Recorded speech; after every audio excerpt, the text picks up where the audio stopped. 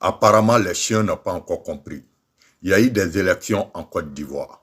Il y a eu un président qui a été élu, son Excellence Alassane Dramane Ouattara. Et on voit les chiens qui disent qu'ils vont sortir le 8. Le général vient pour prévenir les chiens.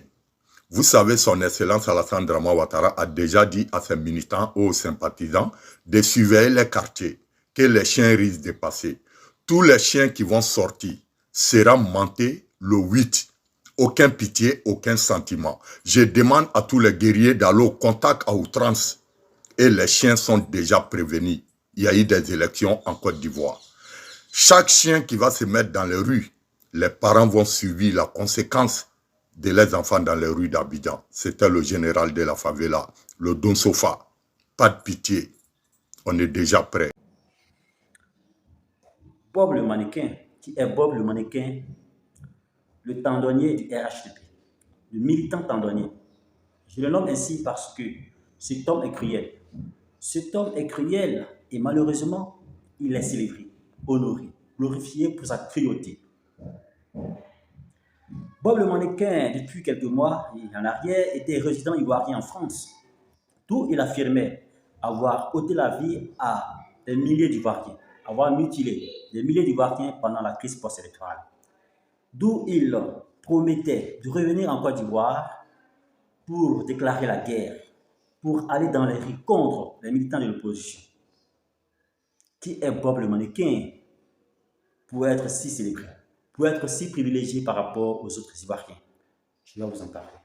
Le passeport diplomatique, ils ne lui ont pas donné que ça. Quand ils lui ont donné le passeport diplomatique, ils lui ont remis 10 000 € en plus pour aller en Côte d'Ivoire. Je ne sais pas qu'est-ce qu'il s'en va faire. Comme il coupe des tendons, peut-être qu'il s'en va jouer les microbes là-bas. Parce qu'il disait ici que lui, il a une favela, que lui, il va aller là-bas, que lui, il appelle la favela, qu'eux, ils ont coupé tendons. Donc, comme on ne change pas une équipe qui gagne, ils lui ont donné de l'argent, 10 000 € plus un passeport diplomatique, et ils l'ont fait passer par la Belgique pour rentrer en Côte d'Ivoire. Je ne sais pas pourquoi on ne l'a pas fait passer par la France. Je ne sais pas si c'est parce qu'il n'a pas papier ou bien parce qu'il... Je ne sais pas. Je n'ai pas compris pourquoi on le... Voyez-vous, il y a quelque chose que je ne comprends pas dans la vie politique ivoirienne. Depuis bien d'années, j'essaie de comprendre la vie politique ivoirienne, mais jusque-là, je n'y trouve aucune réponse. Nous avons pu observer depuis l'après Houphouët-Boigny à ce jour que la Côte d'Ivoire,